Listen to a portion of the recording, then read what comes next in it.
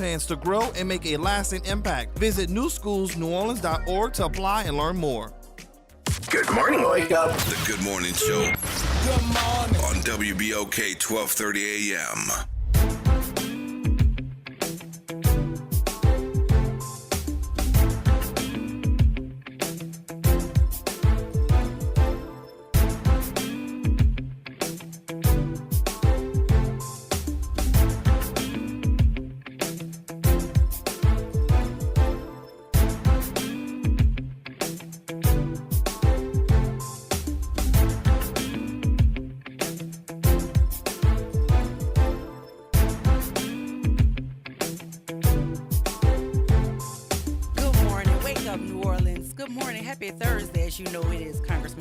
Thursdays around these parts. Welcome to the Good Morning Show.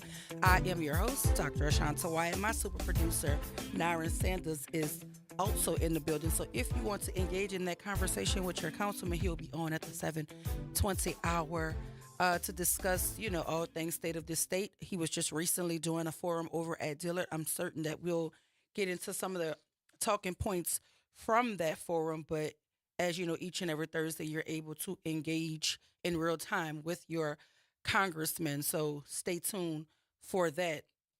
Look, it's Thursday, y'all. It's a wonderful day. I wanted to reiterate that there is a school board meeting happening today, 5 p.m., 2401 West Bend Parkway. The subject is germane to the superintendent search for New Orleans Public Schools. So if you want to be in attendance, you can absolutely do so.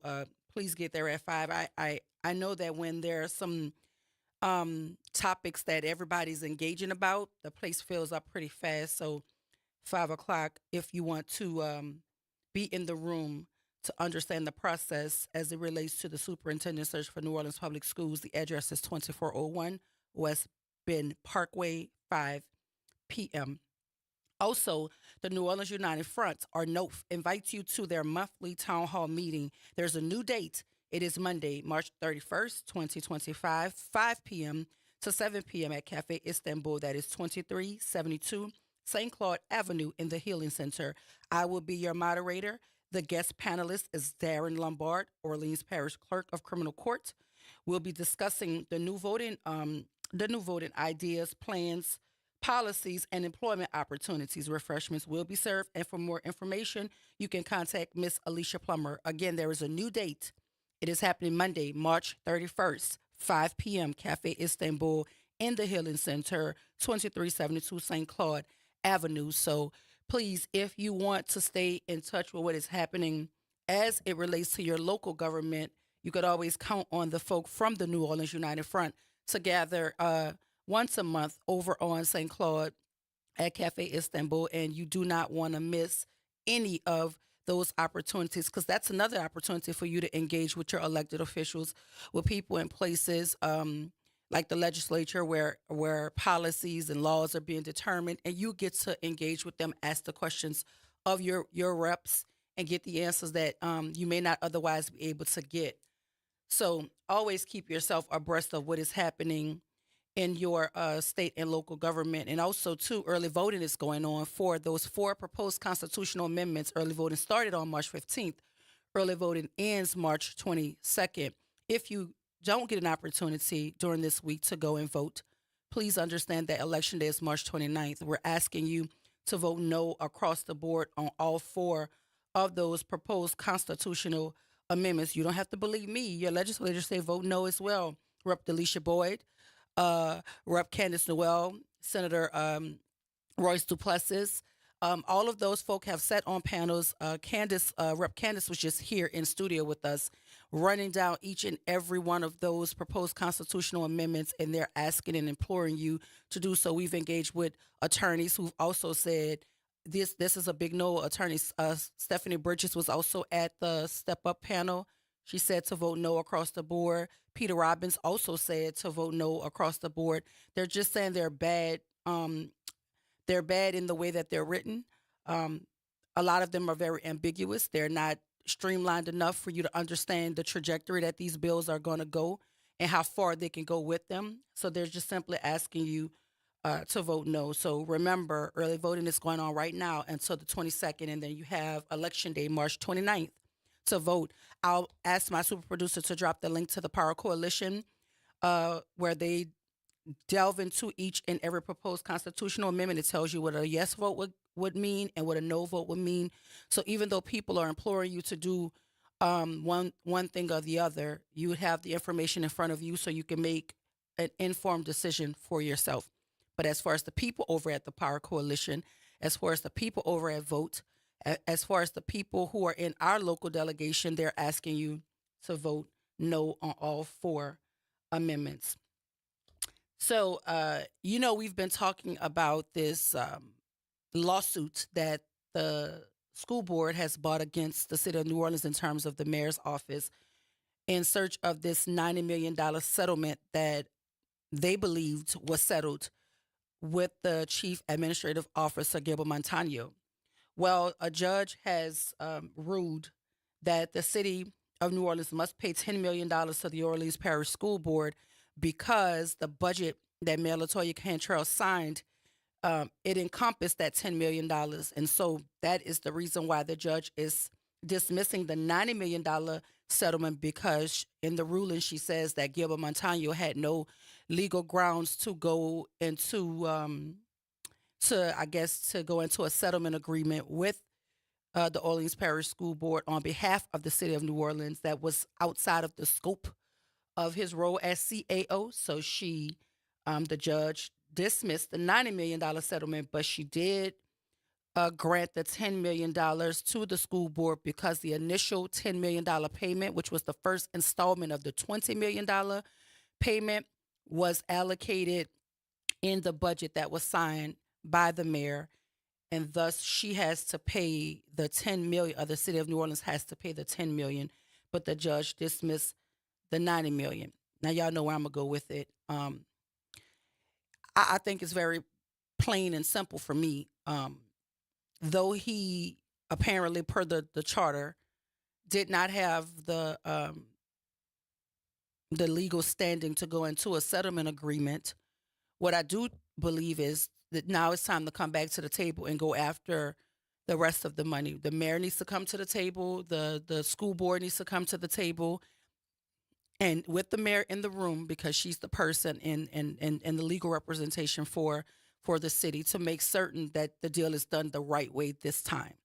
Because those monies, tax dollars, were supposed to be allocated towards the schools. That's their money. It's our money that is supposed to go to the schools. And so if we've come to the closure of this part of the battle, it is now time to go back to the table amicably with the understanding that it's the school's money anyway. Let's just start with that agreement. It's the school's money. That's a strong stop right there. Now we can start another sentence and say, now we must come to the table and figure out the best way to get the monies to the schools in a way that doesn't disrupt services for the city. Because again, it's the school's money. This money has nothing to do with the services for the city and the operation of the city. But because we're saying we're broke, and because we're saying we don't have the money, then we need to come to the table and figure out a plan that will allocate the monies where they are supposed to be, but also ensure that city services could continue to run without disruption to the citizenry of New Orleans, because it is not the taxpayers' responsibility to suffer after they've done their part and paid their taxes and the monies were supposed to be allocated as such. So we just need to figure out a way to do that, because it has to happen. But I'm at least hopeful, because a part of the article also said that an attorney for Mayor LaToya Cantrell in the city of New Orleans also said that there is an agreement that she's willing to sign. And so if that is the case, and that agreement includes allocating those tax dollars in their proper place, then we should come to the table, egos and hurt feelings aside, and make certain that the kids have access to their money. Now, with that being said, we need to also make certain that once it is allocated for the children, that it actually reaches the children. That too is a concern. So while I understand the nuances of all of this, the very clear thing that I do walk away from knowing is it is the kids' money and they deserve to have it. And no matter how it gets done, it just absolutely, it has to get done. And to me, that, for me, is the most important thing. I don't necessarily want to get caught up in the weeds of it all. I think if everybody goes into the room with the understanding that we have to come out of the room with an agreement that allocates the money in its rightful place, I think the meeting will go very much smoothly, well, smoother than it's been going in the past. Because again, we don't have the money apparently to spend money, to chase money. So if we're already struggling for money, I don't care to pay lawyers, not knocking lawyers because lawyers are much needed. Love a lawyer, love an attorney. Great at what y'all do, love it. But we don't need you in this aspect because everybody knows who the money belongs to. So we don't need to spend money to chase money to pay out money in the first place. That's just my opinion of it all. So since we're talking about kids, I was made aware that there was a huge fight at Sarah T. Reed recently. And it's disturbing to me for a number of reasons. And the first reason is just thinking about the safety of children. And in the video that I happen to see, there's a young man on the campus who doesn't appear to be a student. And I say that because of the way he was dressed. So I don't know for certain if he was a student or not, but when I'm looking at the video, he does not appear to be a student. I believe Sarah T. Reed is under the Einstein Network, I believe. But he doesn't appear to be a student. And I don't know the specific day that the fight happened. I know it was recent, but the video, I just saw the video as of like yesterday. I saw the video. And he has like a ski mask on his face. And so this is why I'm saying, like, I can't imagine that he's a student and he's coming on school grounds dressed the way he was dressed. I can't imagine that.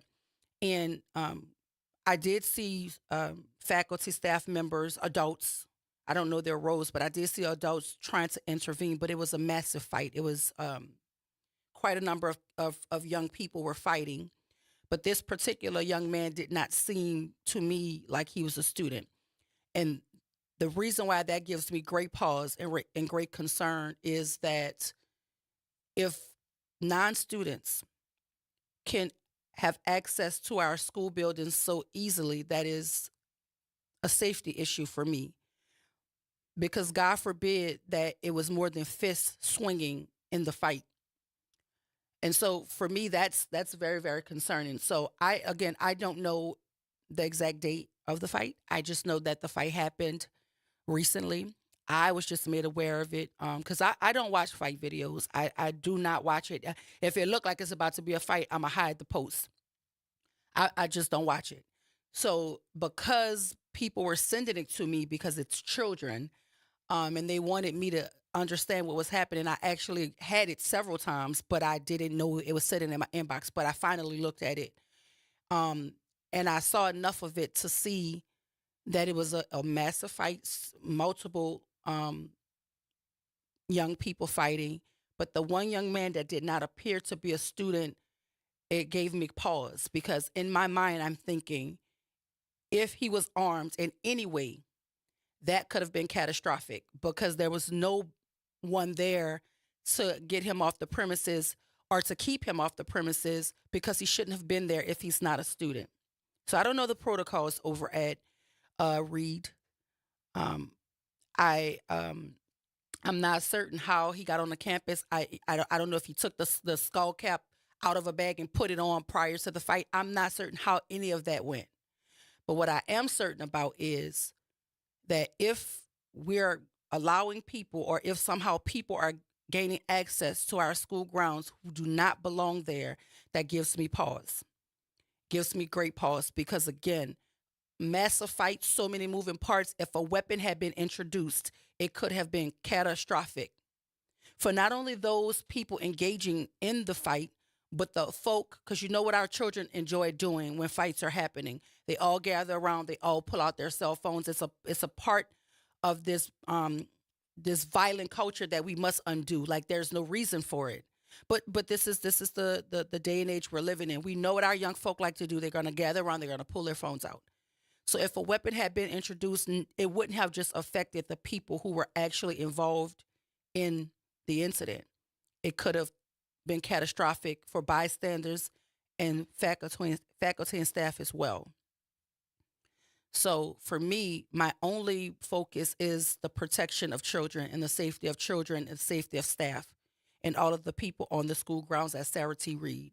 I do know that there was a meeting called, a board meeting called. I don't know if it was a board meeting or just a meeting to address the issue. Because again, I don't know the specific date, so we could have missed the meeting already.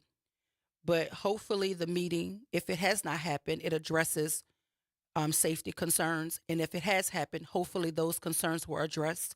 How do we keep our children safe? If I turn my baby over to you and I put them on a school bus, I need to know that they're safe. If I turn my baby over to you by driving them to your facility, I need to know that they're safe. And I don't think this is just, exclusive to Sarah T. Reed. This is about all of our schools all across this nation. There has to be a plan put in place to protect our children in every scenario. And that's first to talk about how people access our campus. That's first and foremost. I do understand that that's why IDs are important. Student IDs are important. People think they're not, but they're important to be able to identify easily and efficiently, quickly, who's supposed to be there and who's not. That's why it's important to have it on your person, not in your bag, not in your pocket. It's not something folks are making you do because it looks cute. No, they're asking you to wear the ID so that they can easily determine who's a student and who's not a student. That's what they're there for. Staff members have ID badges. You need to have it on your person so we can know who you are and that you belong there. So, I don't know when the fight happened, but I do know it happened. And I do know safety, just like finances, is paramount to the protection of our children in academic spaces. So just like we're chasing this money, we need to chase plans to make certain that our kids are safe on all of our school grounds. We're going to go to break, but when we come back, you know what it is around here. It's Congressman Troy Carter Thursdays, each and every Thursday right here, WBOK 1230 a.m. Stay tuned after the break. Conversations with your congressman.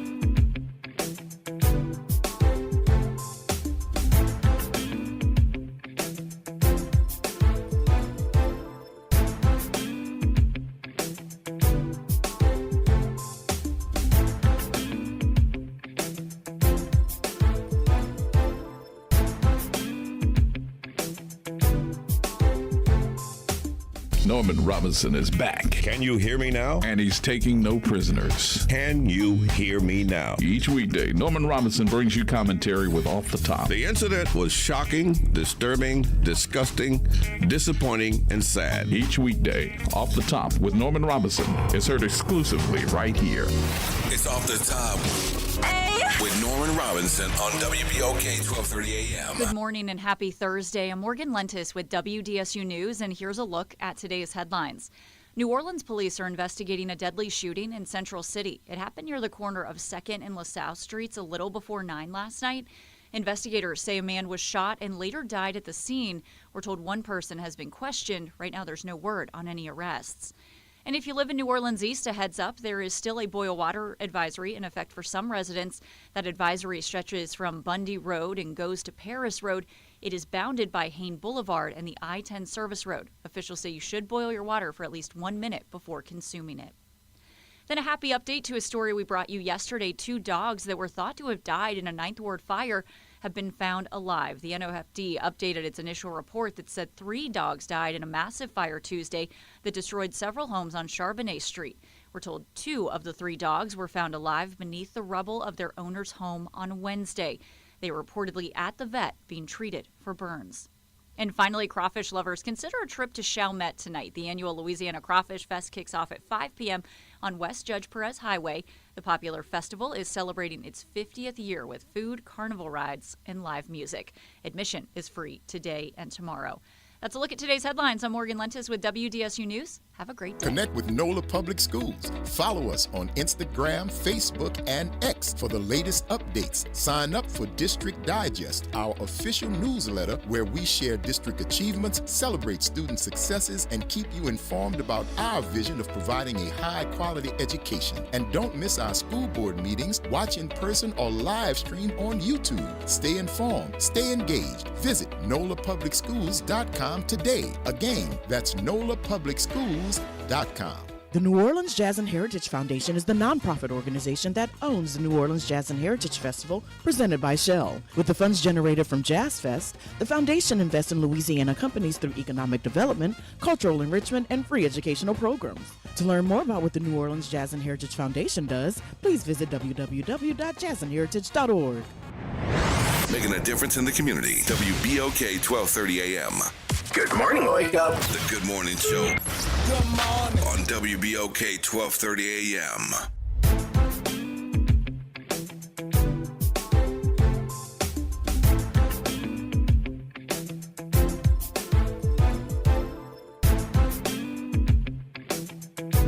And we are back. Welcome back to the Good Morning Show. If you're just joining us, let me tell you, it's Thursday, y'all. So as you know, Thursdays here at WBOK are Congressman Troy Carter Thursdays, and he is on the line with us this morning. If you want to join the conversation, the number is 504-582-9422. Good morning, Congressman. How are you? Welcome to the Good Morning Show. Morning, Dr. Wyatt. How are you today? I'm great. How are you? Look, I heard you were over at Dillard. I'm sorry that I missed it, but I know you're going to tell us all about it this morning, so at least I get the rundown. Yeah, we had a packed house at Dillard University a couple of nights ago. We had packed house. More than 200 people showed up to hear a robust and honest discussion about the threat that Louisiana faces because of President Trump and Elon Musk's plan to drastically cut budgets and put our country in a tailspin. We had three dynamic speakers. We had Dr. Sharonda Williams with Inclusive Care.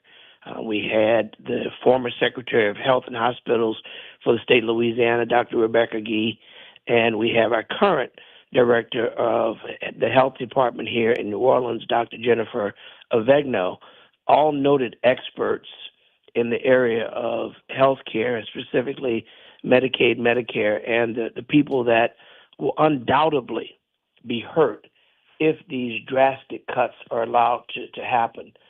We did 125 town halls across the country, members of the Democratic caucus, to illustrate what these cuts mean and to demonstrate, although we are outvoted, and this is where the frustration comes for us as members, we're outvoted in the Congress. So when people say, well, why didn't you pass a bill?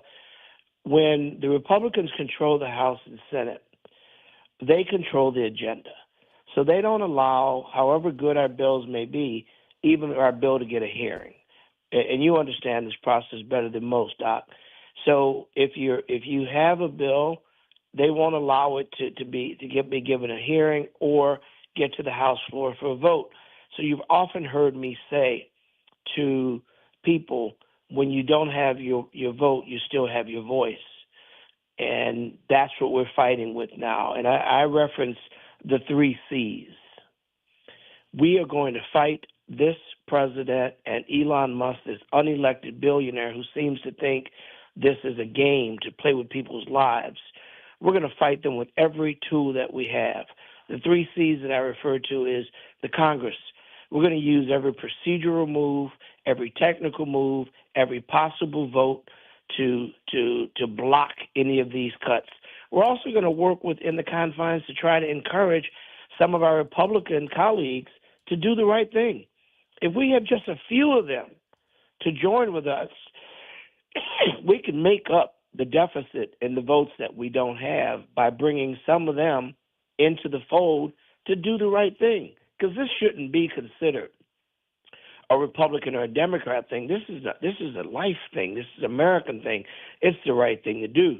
But they're so afraid of Donald Trump that in private settings they will acknowledge that they know this is wrong, but they're afraid to stand up.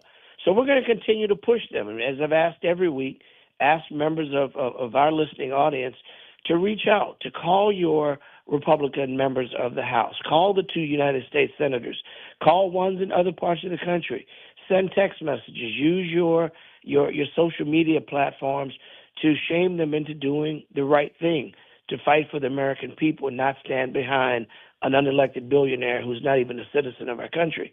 But the other part is the reality of what happens in this engagement is the next alphabet, the second part of my 3 C's. First C is Congress. Second C is the courts. We have more than 100 lawsuits that are pending, several of which we have won.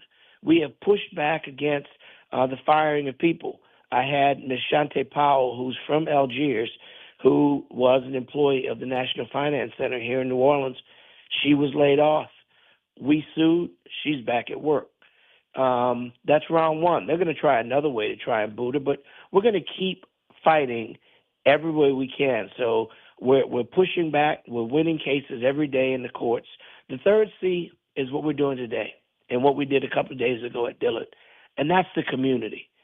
Educating and igniting the community to be engaged, to learn more about what these cuts mean, and that's why we've taken it to the street.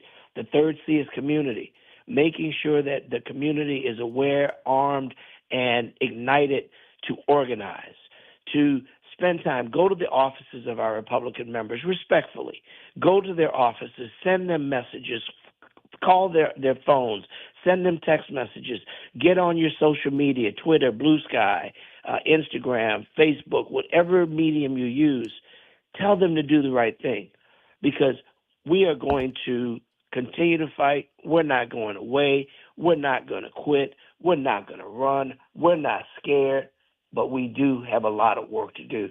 When we talk about what happened at the town hall, we had more than 200 people to show up, frustrated, scared, concerned about what will happen to their loved ones, to themselves, to their livelihoods.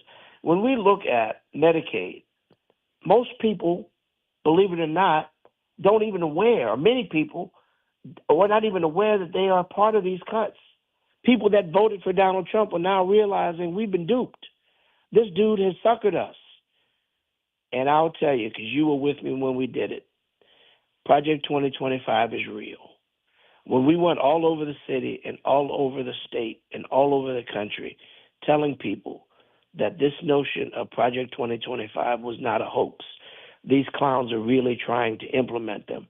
And guess what? That's what they're doing. When we look at Medicaid and the health coverage for Medicaid, 1.4 million residents in Louisiana. 1.4 million residents in Louisiana. That's 32%. That's a greater percentage that elected the governor. 32% of the people in Medicaid, and we had fewer people to vote in the election that elected the last governor. Let that sink in for a second. People who rely on Medicaid coverage in Louisiana, 53.9% of all children in the state of Louisiana depend on Medicaid. 64% of mothers giving birth to their newborn babies rely on Medicaid in Louisiana. 53% of working adults with disabilities rely on Medicaid. 74% of people living in nursing homes or assisted care facilities rely on Medicaid. 26% of beneficiaries, 27% of adults between the ages of 19 and 64. Think about that for a second. That's not just Democrats. That's not just independents. That's Republicans, Democrats, independents, black, white, Asian, Hispanic. This is anti-American. You have to ask the question, what are you trying to do? Are you trying to kill us? What's the end game here? Also, you can give tax breaks to the wealthy as well. This is reverse Robin Hood. This is stealing from the poor to give to the rich. Absolutely. And listen, This you is already real. have a caller, Congressman, because folk are really tuned in to see what you have to say because you are our voice here in New Orleans. So let's go to the phone lines. James, good morning. Welcome to the Good Morning Show. You're on with Congressman Troy Carter. Grand Rising to everyone. Thank you for what you do, Congressman. I have a quick question. I'm going to hang up on the listen. What is the Democratic strategy to deal with the 10 sentence and also Chuck Schumer? Thank you so Thank much, you for James. taking my call. Appreciate you. Thank you, Brother James. I will tell you, I could not be more disgusted with Chuck Schumer. I could not be more disgusted with him caving and not utilizing the filibuster as Republicans routinely use to block legislation that's important to the American people. We had an opportunity in the Senate to utilize the filibuster and to vote no on cloture and give an opportunity to kill this ill-fated, evil-spirited bill that will hurt literally millions of Americans. This the plan now, I think, within the Senate is they're going to reevaluate their leadership to determine if Chuck Schumer is up to the job of being the leader of the Democrats in the U.S. Senate. I am proud to say that under the leadership of Hakeem Jeffries in the House of Representatives, which I'm proud to serve, we voted the right way. We stood behind our leader. We voted against this horrible bill. We did everything in our power to force them back to the table to negotiate, to have a bill that had the input of the Democratic Party and the American people, and not just limited to this unelected billionaire who seems to think this is a game. And he's having fun because he invested $200 million. He's bought himself a presidency. And I'm going to use this, James, as I always say, none of this would be happening had we come out and voted. We have to continue to remember that when we don't vote, we elect the worst person on the ballot. And everything that Donald Trump is doing, he said he would do. And now we have to work double hard, and we will. Listen, we're not going to run, we're not going to cut, we're going to fight. But we also have to build up as we fight to deal with these current situations. We have to be prepared for the next series of elections, and we've got to come out and vote. So the statistic I shared a minute ago that 53% of people on Medicaid, that's greater than the amount of people that actually voted in the last gubernatorial election. And that is alarming. I'm fearful of all of these cuts as well. But what do you say to Chuck Schumer? He's going around. I saw him on The View, and he was defending his stance to vote against the party and to go along with Donald Trump's spending bills. He said it was it's like one is cutting off your fingers and the other one is chopping off your arm. So he's telling the American people that it would have been much worse, much more devastating had he not voted the way that he did. What's your response to that? He's dead wrong. He's dead wrong, because even if that were the case, you negotiate something out the deal. If you're going to get me to vote for this horrible piece of legislation, then you've got to offer some amendments. You got to let me put amendments on this bill that takes away some of the devastation. I'm not going to roll over and let you have it all. If I am going to work with you and I'm going to vote for this horrible piece of legislation, the least I would have is 3 or 4 or 5 amendments that will take away some of the devastation that's going to hurt our communities. He did nothing. He voted with them and got no concession for the American people. I'm sorry, Mr. Schumer. I disagree. Yeah, and I think many of the American people disagree, because as I was talking, listening to him talk, even the host, the questions they were asking, he continued to tout his leadership and saying that he was best for the party. And he was talking about how successful he was in the 2020 election when Raphael Warnock and John Ossoff were successfully put into their seats in Georgia. But we've lost so much under him as well. So listen, you can't take away the good things that he's done. Right. But that doesn't mean anything for what you just did that was horrible. Yeah, you've done some good things, and you know what? And we give you credit for the leadership you've given. I am certain that Chuck Schumer loves America and really believes that he's doing the right thing. But guess what? You didn't do the right thing. You made what I consider to be an absolute error, an unforced error that will cost Americans millions of dollars, billions of dollars, and unfortunately it will cost lives. Because if these cuts and these things continue to go in the direction that the Trump-Musk administration is trying to put them, people will die. People will hurt. Republicans, Democrats, young and old. And that's why we are working triple time to come up with ways to undermine and stop these ill-fated measures. Now, here's the dilemma, because I always want to be as plain-spoken and as honest in our exchanges as possible. We don't have the votes in Congress. They're outvoting us. So we've got to be strategic. So people say, well, what are you doing? Well, let me tell you what we're doing. We're doing the best we can given the circumstances. They've got nuclear arms and we got slingshots. But guess what? You know who used the slingshot, right? David. David. And we're not afraid of this Goliath. But we've got to work together. And working together, we're going to continue to press them in the courts. But here's the challenge. This president seems to believe he doesn't even have to listen to the courts. He's defying court orders. So now our pressure has to be on the Supreme Court to do their jobs, do the right thing.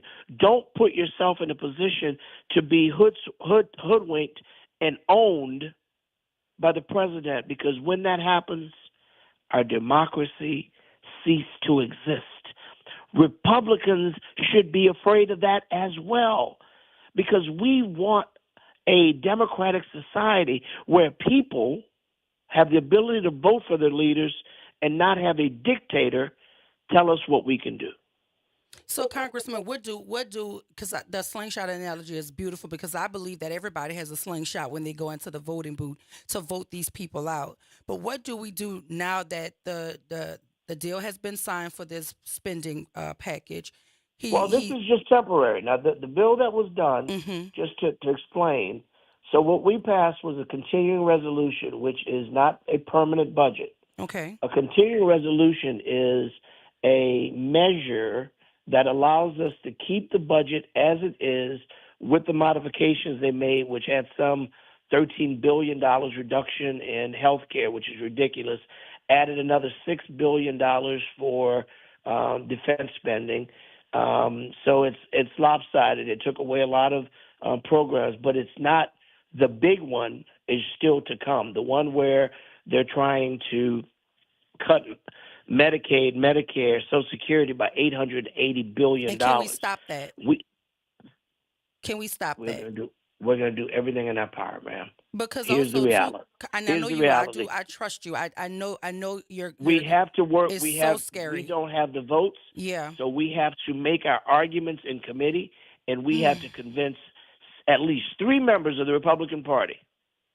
At least 3 members of the Republican Party to join with us, and we can stop it. Because we do know, too, that he's planning as of today to sign the executive order about the dismantling of the United States Department of Education, which is also... And we're challenge in court, so so the American people know. Every one of those executive orders, as fast as he puts his signature on it... They're being blocked. We're in court trying to block it. Well, thank you for that. Listen, you have a caller online too. Sean, good morning. Welcome to the Good Morning Show. You're on with Congressman Troy Carter.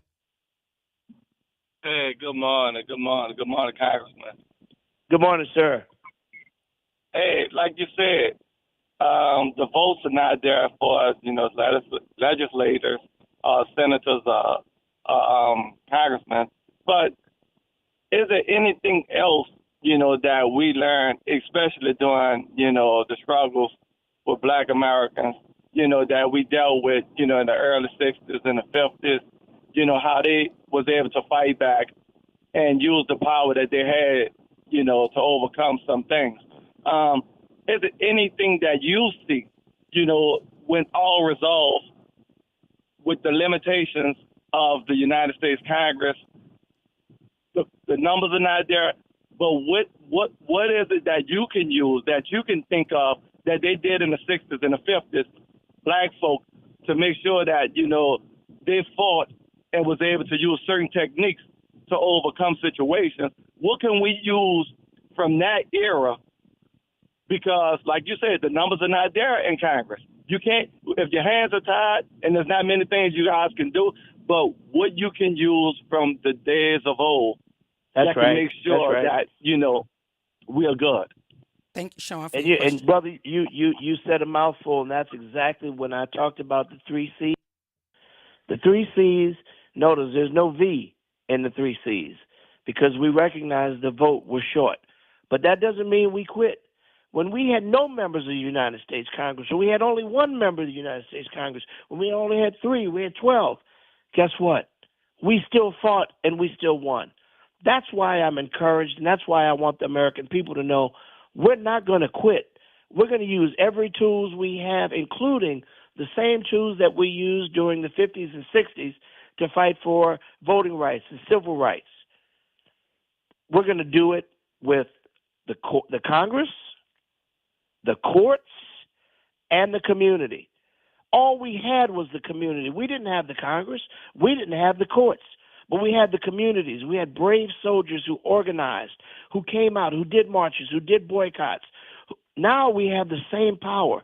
Our church leaders, our academic leaders, our grassroots leaders, our academic and professional leaders, our business leaders, our social justice leaders, our social influencers.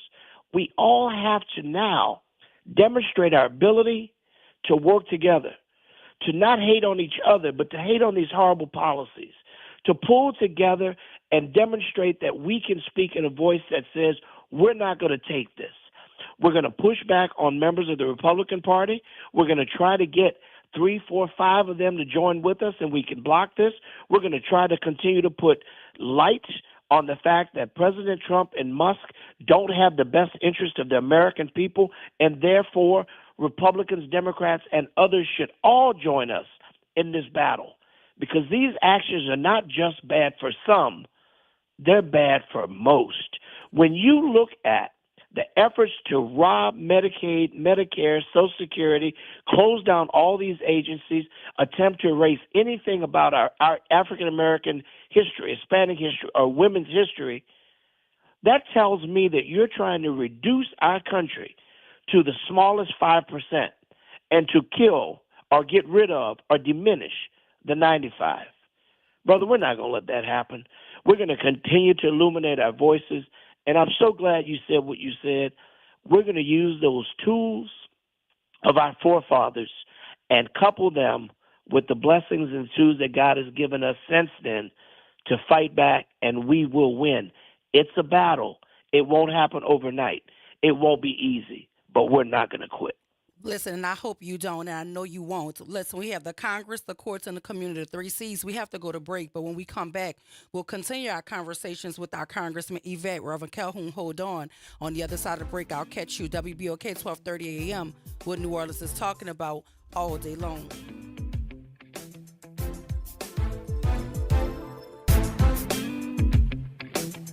This is your news update for WBOK 1230 AM from WDSU. For all your news and weather, watch WDSU News, New Orleans' leader in live, local, late-breaking news. Today at noon and 4 p.m. Much cooler weather today, highs only in the low to mid-60s, but at least we'll see sunshine. There's a red flag warning in effect for all of the North Shore, river parishes, and the Bayou until 7 p.m. We've got low relative humidity and gusty winds, so outdoor burning is not recommended. Frost possible overnight for the North Shore as temperatures dip just above freezing. From the WDSU First Warning Weather Center, I'm Raven Richard. Hey, can you blow up some balloons for Jack's party? I can't. I'm so congested. You need Sinex Saline from Vicks. Sinex Saline nasal spray? Yeah, just Sinex. Breathe. Sinex Saline instantly clears everyday congestion associated with colds and year-round allergies with a gentle, ultra-fine mist that's no mess and easy to control. Daddy, we need more balloons. On it. Enjoy life's important moments without congestion. Try Sinex Saline from Vicks. Just Sinex. Breathe. Use as directed. WBOK and LCMC Health are proud to present Keeping You Well Cafe. 60 Minutes with LCMC Health, where the doctors speak directly to the people of New Orleans. LCMC Health is committed to improving the quality of care here in New Orleans, the Gulf South, and beyond. The Keeping You Well Cafe is another way for LCMC Health to engage with the community. At the Keeping You Well Cafe, LCMC Health joins WBOK and local businesses to answer your questions about wellness and health. Welcome to Liberty Bank and Trust, where your financial journey transforms communities. Since 1972, our customized banking solutions power your dreams and fuel your community growth. Every dollar you invest with us circles back to empower more people, ensuring opportunities for generations. Join us at Liberty Bank. Together, we empower possibility. Visit libertybank.net to start banking with purpose. Liberty Bank, there's freedom here. Good morning, Wake Up. The Good Morning Show. Good morning. On WBOK 1230 AM.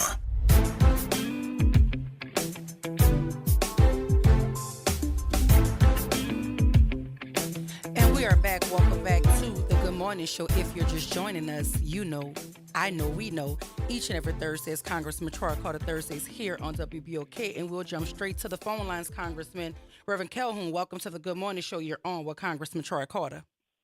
Good morning to everyone.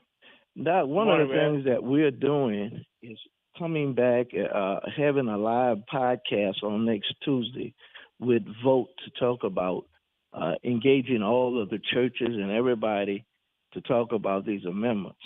But my question for you now, and every one of these amendments I fear more than anything, is he's warmongering.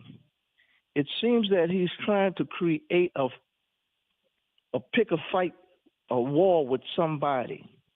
How does not Congress does not see his sword rattling and want to threaten people? They don't see the danger in that. They don't understand what this man is actually trying to do. Hello? Well, we absolutely see it and we absolutely understand. But as I mentioned a second ago, here's the problem. Our members of the Republican Party, even though they know he's wrong, they are afraid.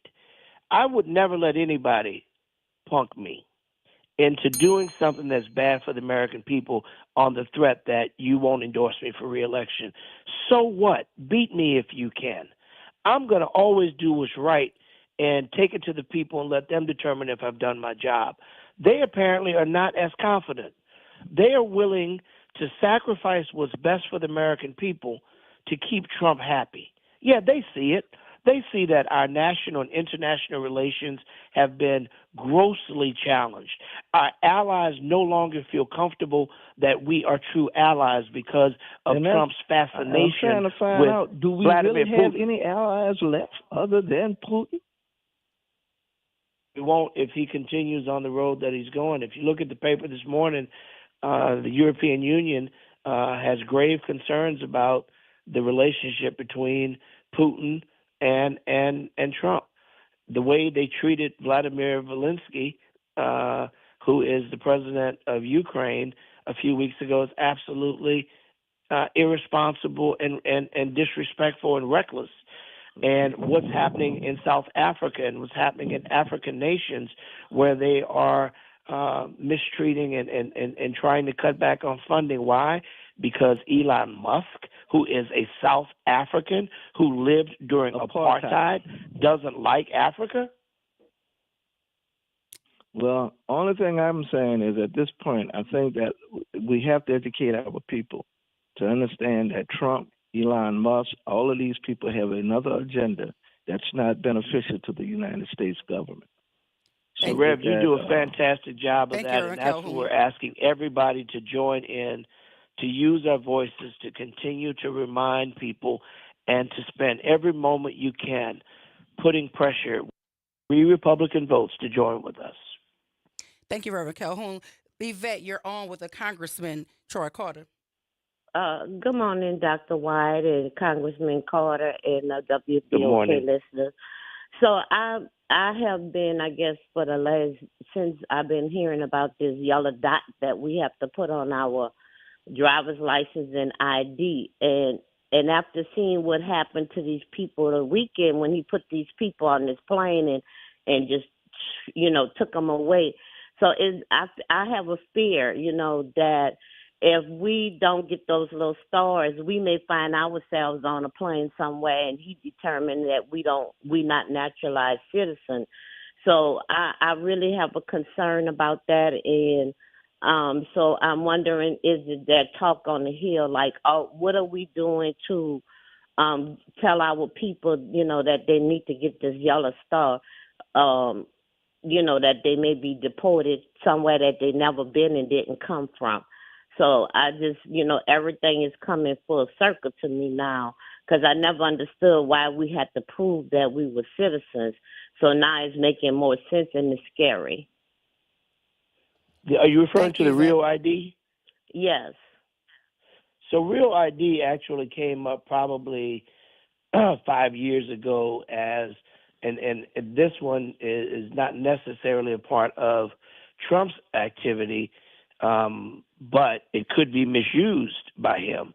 Real ID was designed to just fortify and make sure that the IDs are not being counterfeited or are being made from fake stuff. So they have kind of a hologram effect, and that's why the Real ID, that was passed in the state legislature years ago, and it's been delayed to give people an opportunity to get it done. It is important to get done, but you won't be deported if you don't have it. But I do encourage people, you need it if you're flying on airplanes. It's where it's really going to be required. So I'd encourage people to go and get the Real ID. I think what's required is when you go to the Department of Motor Vehicles, you have to bring 2 forms of ID, a utility bill, a cable bill, or something like that to demonstrate that you live at the address that you live, and I think your birth certificate, which is things that you would need to get a driver's license. But this is one step further to have the Real ID, which again is a part of state legislation. So it's better to have it done to make sure that Trump or no one else can misuse the law, because we know it's not beyond them to do that. We know they'll use every trick and every way they can. You have to be smarter than they are. Thank you for your question, Ms. Yvette. Congressman, you have one more caller, Ms. Jones, on line 3. Good morning. You're on with Congressman Troy Carter. Good morning, and good to always have you, Congressman Carter. Thank you, ma'am. My question is, why are the people of Congress so afraid of Trump? One man, one who could barely read, didn't go higher than 3rd grade, paid his way all the way. I'm suggesting that they know he's put this country in severe danger. And if anybody would really realize the history, even currently, Putin and Russia and all those folks who were leaders in Russia have never been friends with the United States. Mary Trump had warned that he's a dangerous man. And because he's done this, they know it. They're afraid. It's something. One man, no higher than a 3rd grade education, if that much. It's something that's really wrong there. It's like the country is under siege. Thank you, Ms. Jones. We appreciate your commentary. What you say, Congressman? Ms. Jones, you got your finger right on the pulse, ma'am. You are absolutely correct. And they are afraid. They are afraid to stand up and do that which they know is the right thing, and that is to challenge and to vote against these policies that Trump is trying to do. Now, remember, he's not doing this through the Congress right now. He's doing this through executive order. The next step is to try to make those executive orders law by bringing them to the Congress. And we have to make sure that we put pressure on at least 3. We need as many as we can, but we need 3 Republicans to stand up and be men and women and to stand against this person who claims to love America but clearly demonstrates in their actions they don't. Certainly not all Americans. They're the most divisive, the most evil-spirited and mean-spirited administration we've ever had before, and we as Americans, African Americans, Asian Americans, Hispanic Americans, whatever, all have a responsibility to defend our democracy, to stand against what he wants to make a dictatorship. And I have a hashtag that I use, hashtag we won't let them. We're going to keep fighting back. We're going to step up. We're going to use our 3 C's. Every measure of power we can use in Congress, we're not running. We're showing up every day, and we're going to meet the bully where he stands. The courts, we're not running. We're going to show up every day in court, and every time he has something that we believe to be illegal, unconstitutional, we're going to challenge him in court. And then we're going to pull in the final C, and that is the power of our community.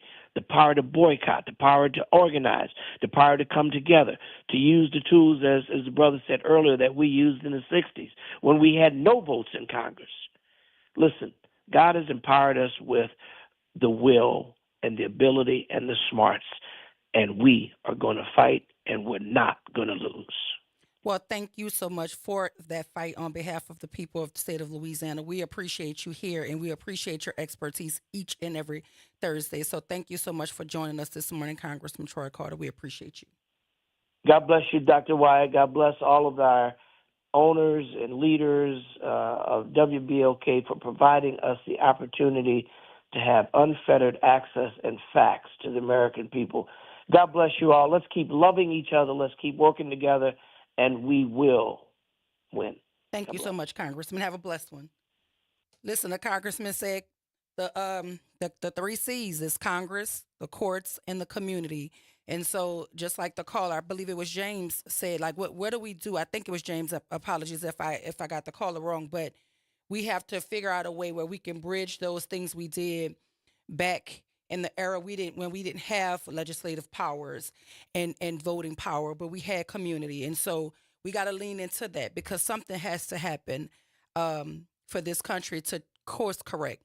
But we got to go to break here and pay some bills. But when we come back, we'll continue to talk about it right here, WBOK 1230 AM, what New Orleans is talking about all day long.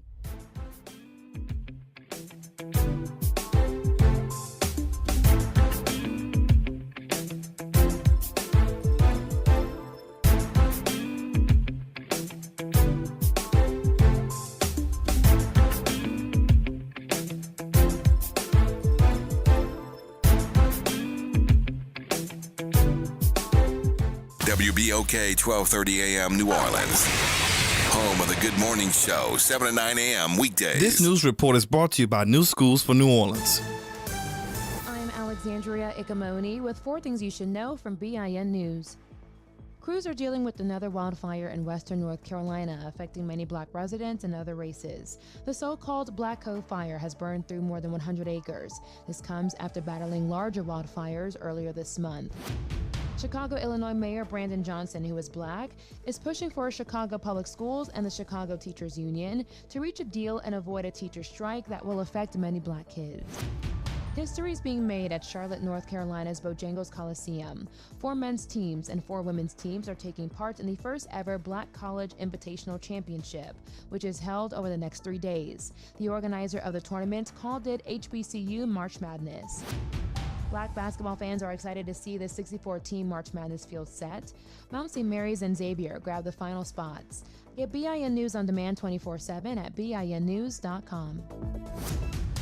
Attention New Orleans educators. Are you ready to transform literacy education in your school? The 2025 Literacy Leader Cohort is a 2-year program designed to empower middle and high school leaders with cutting-edge science of reading training, coaching support, expert-led workshops, and earn a $3,000 stipend. Apply by March 21st to lead the way in reshaping literacy for our city students. Don't miss this chance to grow and make a lasting impact. Visit newschoolsneworleans.org to apply and learn more. Good morning, Wake Up. The Good Morning Show. Good morning. On WBOK 1230 AM.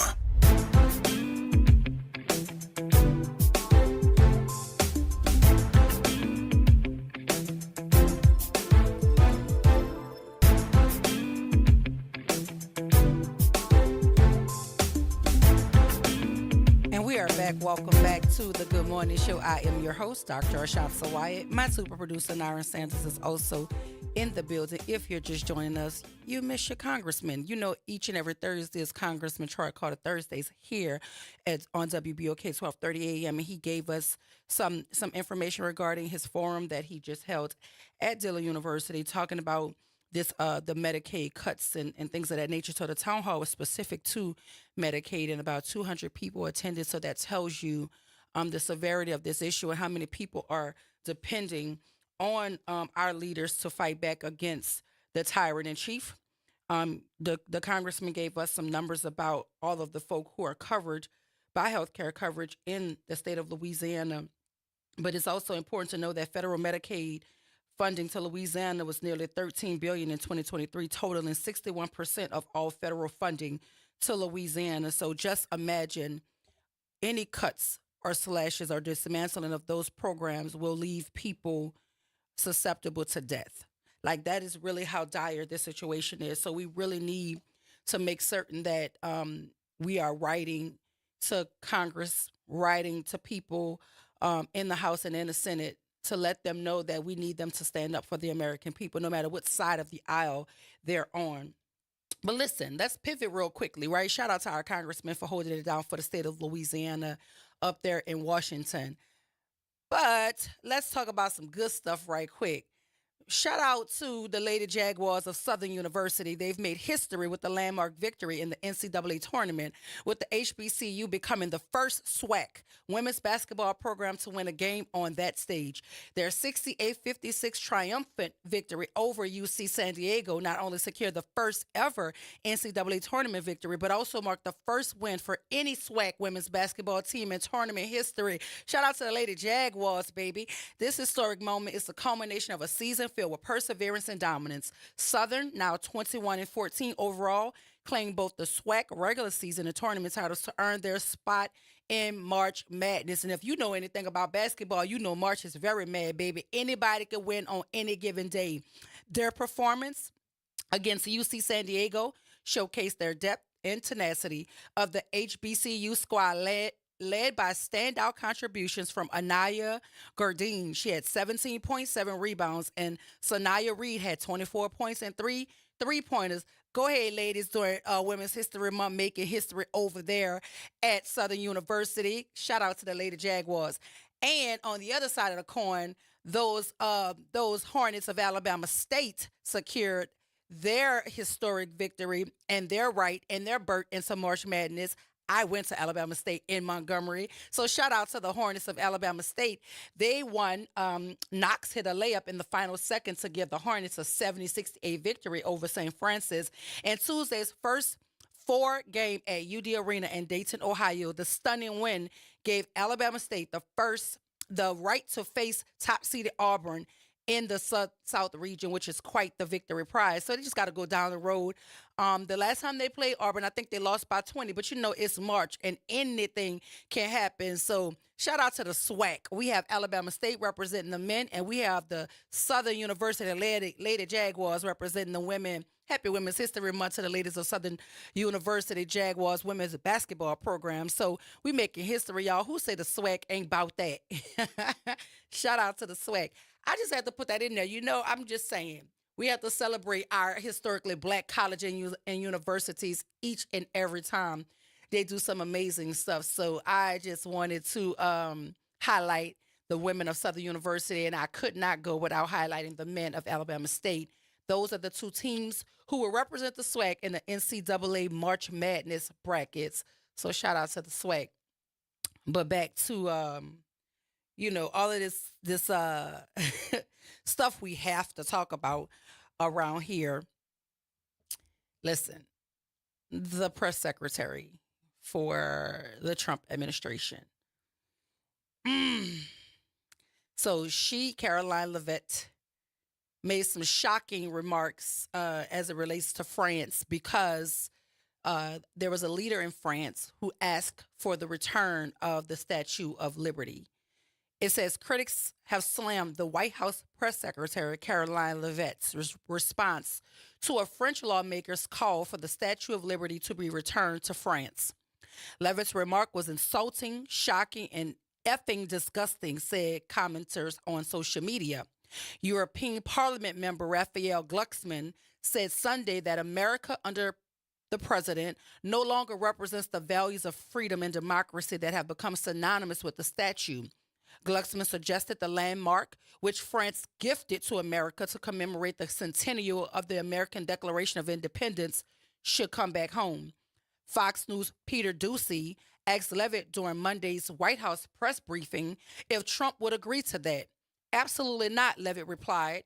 And my advice to that unnamed, low-level French politician would be to remind them that it's only because of the United States of America that the French are not speaking German right now. When that girl said that, I promise you, I was laying down, watching it on my phone, and I sat up. I said, oh, no, she didn't. Levitt concluded, so they should be very grateful to our great country. I don't know who creates her talking points. I don't know if she's pulling them out of her rear end, because it certainly can't be coming out of no part of her brain that thinks. I don't know who's writing it for her. But baby, when she said that, I knew they was going to tap her. I knew she was going to get tapped. So in response to the press secretary saying it's only because of the United States of America that the French aren't speaking German right now, that comment prompted a history lesson on social media, giving France assistance in the American Revolution. I mean, she's 27 years old, but goodness, this is the reason why we have to actually have accurate history in our history books, and the accurate history as it relates to social studies, because this, my girl, are basic civics. Like, we really have to, she is, this going to be a case study. This right here, this comment prompted a history lesson on social media, giving France's assistance in the American Revolution and other countries' role alongside the U.S. in World War II.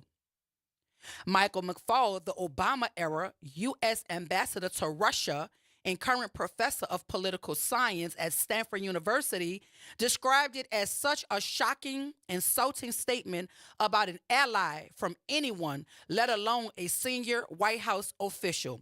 Now, France is an ally, and we allowed the press secretary to refer to one of their diplomats as a low-level French politician. And low-level is her favorite thing to say, by the way. She referred to a judge as a low-level jurist, like a low-level. She loves to say that. I don't know. I don't know where she get her talking points from, but the professor at Stanford University said, who told her to say that?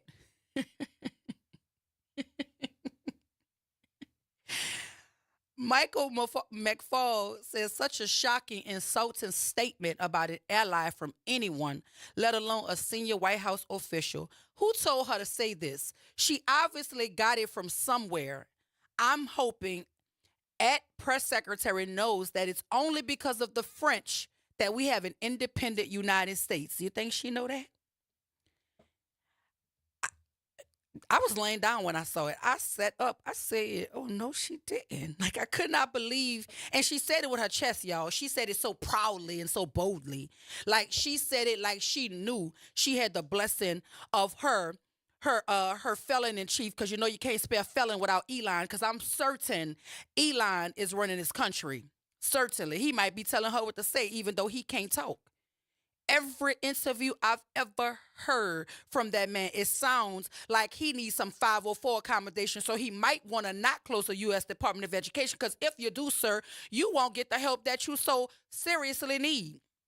You need some accommodations. Yes, you do. You need some speech minutes. Yes, you do. You need some one-on-one pull-out intervention. Yes, you do. Now, you could either get that with an IEP or IAP, but you absolutely need to have the United States Department of Education so that the funding can come down to you. But you might not need no funding, because, I mean, you around here pillaging off of the American people with your contracts making multi-billion dollars every day. So maybe you could pay for a private tutor or a private interventionist, but you definitely need some services. So it sounds like Elon might have wrote those talking points for her, because it sounds like some asinine stuff that he would say. That lady literally said it's only because of the United States of America that the French aren't speaking German. She's talking about an ally. But you don't even hear that kind of vitriol for Russia and Putin, who are not supposed to be our allies. So we around here shaking the ally table and we opening the door for Russian dictators to control what we're doing in the United States of America. And if y'all have not heard, he's also trying to change Washington District of Columbia to Washington District of America. Get them people their statue back, because the Statue of Liberty has no place here right now. Maybe we could ask for it back once we get our White House back. But right now, get them people their statue back. Please. Because this 27-year-old young lady that's apparently not suited for this job because of that diversity, equity, and inclusion, this is probably why she has it. But, you know, she around here championing, dismantling DEI, diversity, equity, and inclusion. But without it, my girl, I would go out on a limb and say you would not ever be a press secretary of Target. Because, you know, they roll back their DEI, so maybe you could go be their spokesperson, but you surely shouldn't be speaking on behalf of the American people, in my humble opinion. Over there, ruffling the feathers of our allies while y'all humbly hug on Russian dictators like Putin and disrespect the president of Ukraine in the same breath, blaming Ukraine for starting a war that they didn't start, and acting like you don't know Putin is trying to control the United States so that he could control all of this country. I think not the country. I think he wants the world at this point. Pinky in the brain. They want to take over the world. I don't know. This is you really can't make this stuff up. Like, this is like, really, I can't even read all of the comments, y'all, because they seasoned their words with Tony Sashery, and I can't read it on the air. But the people are going bananas behind this comment. Somebody say White House job description: the honest and principled need not apply. Leave the integrity at home. That's what our White House has become, a laughing stock.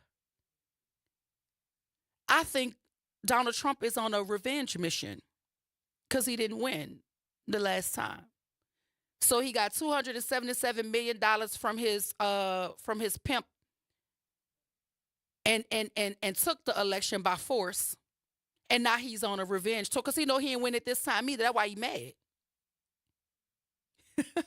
Somebody say Levitt is so effing stupid, she doesn't know that a young United States will probably not exist without the monetary support from France during our war effort against Britain. Somebody said, delicious irony that without France, the United States would be, of all places, Canada. Like, the comments are commenting right now. Like, I cannot believe this. Sean Gill said Ukraine is in a losing fight no matter how much money is thrown at that place. Well, Sean, I would go out on a limb to say that if the conversations weren't the way that they were being framed by this country, maybe they wouldn't be in such peril. Because Russia has never been our ally, but seems like we're cozying up to them. And he has to know that Ukraine didn't start this war, but the things that are coming out of his mouth paint Ukraine like the aggressor. And it paints the picture that they just went and started attacking folk. And that's not the case. But you know, we're talking about the same country, same person.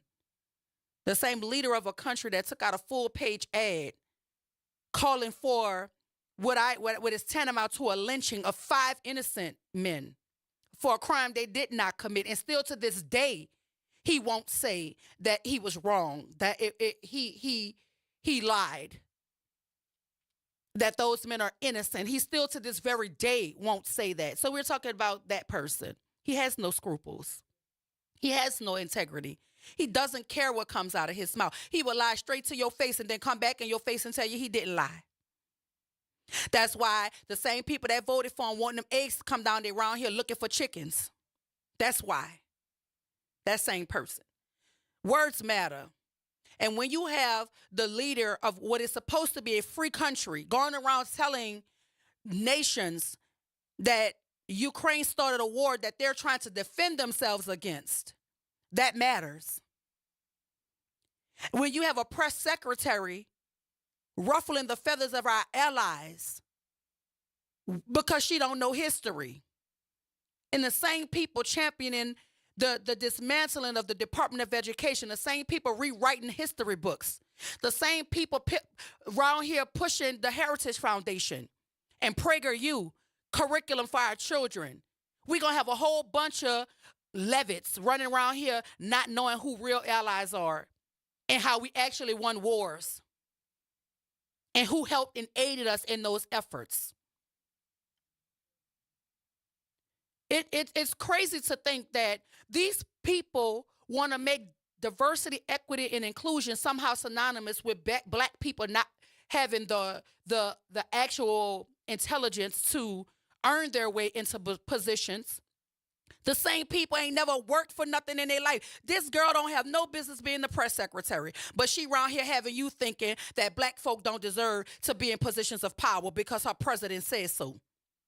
They firing generals, 4-star generals, and putting in mediocre white boys to run our Department of Defense. This is insane what is happening here. They really tried to say the Supreme Court Justice Ketanji Brown wasn't qualified to sit on the Supreme Court. They had the nerve to try to vet her curriculum vitae, her resume. And this woman has been in every facet of the judicial system. But she wasn't qualified. But I guarantee you, if you look at this girl's resume, you're going to be asking yourself, how did she become the White House spokesperson? And she don't have any understanding of what is coming out of her mouth or the implications of it. Now we're going to be beefing with France? That what we doing? We're going to be on the island, right next to the Gulf of America. Maybe we're going to be in the Gulf of America by ourselves. Because you know that they want to rename everything. Maybe we're going to be in the Gulf of America by ourselves. And everybody else going to be in the Gulf of Mexico. Because that's what a common sense said. I would laugh at this if it wasn't accurate. Like, this is really happening. This is really happening. She had the nerve to call somebody low level. Low level. But see, that's what happens when you're born into wealth and privilege. That's what happens when you could buy your way into prestigious schools and jobs. Because every time they want to talk about diversity, equity, and inclusion and make it synonymous somehow with black folk not being able to measure up, I remind them of Operation Varsity Blues. I remind them of legacy admissions. I remind them that the same person who want to talk about our veterans ain't never served a day in his life in the military because his feet was hurting. I remind them that we have an intravenous drug user running our health department, an alcoholic running our Department of Defense, and a WWE SmackDown lady running our education. Don't talk to me about no diversity, equity, and inclusion and making it synonymous with black excellence, because that's who we are. We're excellent, and that's why you're mad. White supremacy is very much mediocre. That's why you're mad. That's why you got to keep on trying to create laws and policies to oppress us, because no matter what you do to us, we rise. That's why you're mad. That's why you're mad. Because what didn't kill us made us invincible. That's why you're mad. I'm just so tired of like reading white supremacy and white mediocrity. I'm so tired of reading y'all because it's too easy. It's too easy. Whenever y'all see y'all can't win, y'all just change the rules. Whenever y'all see y'all gonna get beat, y'all cheat. Level the playing field. Level it.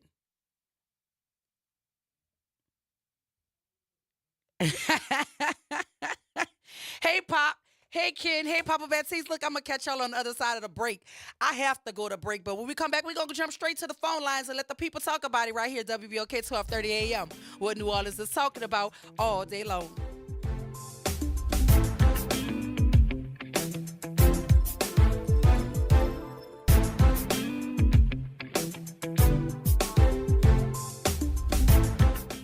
Hey everybody, it's Graylin Bryant Banks. And Kimber White Dupree. From the front porch, y'all. You know how we do. Every Monday is Moving Monday. And Tuesday is Trivia Tuesday. And y'all know we have nothing but bad cheering coming through here on Wednesday. But stick with us. On Thursday, we travel. That's right. And Friday's Free Your Mind Friday, so get your brass up. Something on your mind? Want to get it off your chest? Holla at your people. WBOK NOLA Public Schools is excited for the rest of this 24-25 school year journey with our families, watching our students dive into learning, growth, and success. As the school year continues, our dedicated educators are focused on keeping every student engaged and motivated. Let's keep embracing new challenges, celebrating achievements, and supporting each other to make the rest of this year even more impactful. Stay connected with your school and NOLA PS through our social media channels for updates and resources. We're here to help our scholars attend today, achieve tomorrow.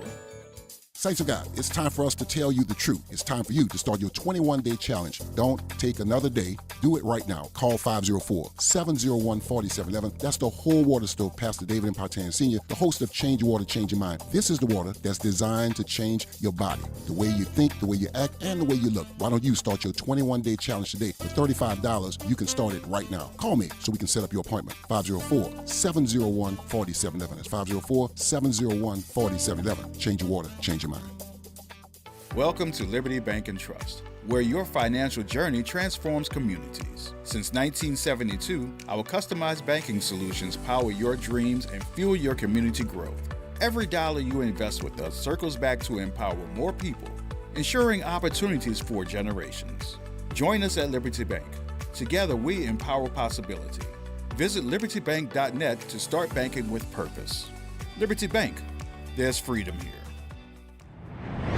Making a difference in the community. WBOK 1230 AM. Good morning, Wake Up. The Good Morning Show. Good morning. On WBOK 1230 AM.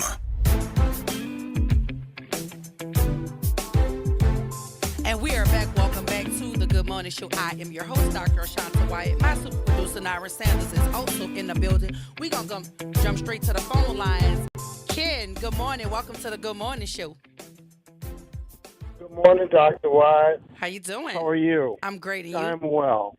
I mean, you said a lot about history. I think people've gotten to a point where it's the culture of me and I.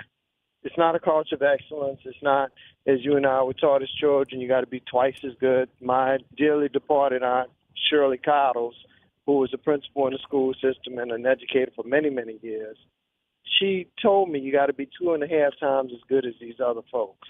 I never let off that. That has never changed, because when you go in certain rooms, you're one of 5, one of 10. One time I walked in to a conference, and the guy asked me, because I was wearing a dark blue suit, about silverware. And I said, well, I don't work here. I said, but here, you can have mine, because he thought I was the help. Little was he very surprised when I was one of the speakers at the conference. He was shocked, because he thought that I was, the help. Mm-hmm. That's the way we get seen. Bottom line is, for us, understanding how people view us, and more importantly, history. History is important. This is not the first time we have seen this sort of vitriol or amassing of a movement against progress for people of color. And it's not going to be the last time. DEI is one thing, but like you correctly pointed out, DEI was really for women, and white women more particularly, not necessarily for black people to get in the door. And all it says is that you have to be considered amply with everybody else with the qualifications. Like you said about the White House, she's definitely DEI, because she's nobody that should be communicating a message on a world stage to people who have lived experience and actual skill. This is not a common sense sort of thing, common sense for common problems, not involving details. and skill related matters. But what I will tell you is that in this cycle, if you look at 1865, you look at 1865, 1965, they all are restarts. You can look at 1765, to be frank. They all have this cycle where they culminate in what we have, which in 2015 is about a 65-year cycle. It gets going. We get free for about 10 or 15 years. Reconstruction was the period most people talk about. But then when Reconstruction ended, how long did it take us to get back to any point? 65 years. Yeah. We're in that cycle again. Here's the catch, though. We only think about ourselves at this point. Yeah, the shackles are off the hands and the feet, but they're still on the mind. Yes, have we indeed. left the plantation? Not really. I mean, a few of us have escaped like we always escape, but we're still on that thing because we're not thinking collective power. We circulate money in our community $1 one time. If you take the Indians, they circulate that dollar about 8 times in their community or 9 times. Ken, We don't. I'm gonna we're ask you not one on more it. time to schedule so you could come here and sit down on this show with me because we need to engage in conversation. I gotta go, but I want you to come here because I think this is a conversation that we have time to have because you understand it so Sure. well. So please, Sure. like before you hang up, don't hang up. Let Naren pick up the phone and get your information so we can schedule an opportunity that works with your schedule to get you here. Because there's so much that we can engage in, but we have a guest coming in at the 8:30 mark, and I got to catch them, but I want to talk to you more in depth. I appreciate Well, your let me insight. say one last thing. Everybody got to vote. You don't vote, you get the worst of it, like the congressman said. I gave him my information right before I came on. Okay. I am ready whenever. Please invite me. Get your guests, and thank you for having me. Absolutely. Thank you, Ken. I appreciate you. Did I lose Papa? Look, Papa, you know I love you and I appreciate you over here, but I got a guest at 8:30. Listen, y'all, we're getting ready to jump into conversation with Alan Carey, the director of Sphere Education Initiative at Cato. It's about civil discourse, free speech, and constructive disagreement. Good morning, Alan Carey. Welcome to the Good Morning Show. How are you this morning? I'm doing well. Thanks so much for having me. Listen, thank you for being here. This sounds like my kind of stuff. This is my kind of conversations going on. It says it's an open inquiry in pursuit of truth because nothing can be loved or hated unless it's first understood. That is Leonardo da Vinci. Wonderful, wonderful quote there. So let's talk about the Civil Discourse Speaker Series. When, where can people sign up for it? Yeah, absolutely. We'll be in throughout New Orleans all next week at a bunch of different schools, but we've got a public event. We're really excited about it. It's going to be at Isidore Newman High School. That's going to be on Tuesday evening at 5:30. You can head on down. It'll be in the auditorium. No registration needed. Free, open to the public. It'll be, for those of you who don't know the location, it's 5333 Daniel Street. But come on down. We'd love to have anyone who's interested in the conversation and wants to dig into civil discourse. Well, absolutely. So, Alan, can you tell us a little bit about your background and your role as the director of the Sphere Education Initiatives at the Cato Institute? Sure thing. Happy to. So my background's in education. I've been working with students at the high school, collegiate, and young adults for over the course of the last couple of decades, largely in thinking about things like how do we understand American history, how do we engage with each other, and then especially over the last course of the 5 years or so, really working with teachers. So Sphere's a project that works with middle and high school educators on things like civil discourse, viewpoint diversity in the classroom, making sure our students know how to engage in challenging, difficult topics, but in a way that really brings lots of different perspectives to the conversation. So that's been the big focus of our work. We work with about 13,000 teachers in all 50 states over the last 5 years, really with the goal of saying, how do we help those teachers talk about the messy things, about history, about politics, about all the conversations that are happening right now, but in a way where people are curious and excited and eager to learn. Well, you can be curious and excited and eager to learn, but how do you do that? How do you respect civil discourse, respect free speech at a time when it seems that having an opinion that runs counter to our current government will get you arrested and carried away from your home? Like how do we balance that? Yeah, it's an extraordinarily difficult time for these kinds of conversations, especially for disfavored communities. We've seen all sorts of really awful things happening about people's ability to talk, protest, engage in conversation. And it's a concern for teachers as well. How do they promote that in their classrooms? And of course, for the last decade or so, there's been ever increasing issues for many of those teachers about can I do this? Just to throw one stat out there for you, there's a survey that came out last year that about 2/3 of teachers are actively avoiding conversations in the classroom when it comes to social or political issues because they're afraid, they're concerned. So how do you do that, right? There's a lot that we can go into, and we'll cover a bunch of this next week in more detail. But the short version is, one, you got to start students being comfortable talking at an early age. Get them in elementary school, get them engaging in conversation, get them talking about silly things, right? Things that don't actually matter a great deal because they get used to being able to safely express their opinion. They're more comfortable talking about it later on.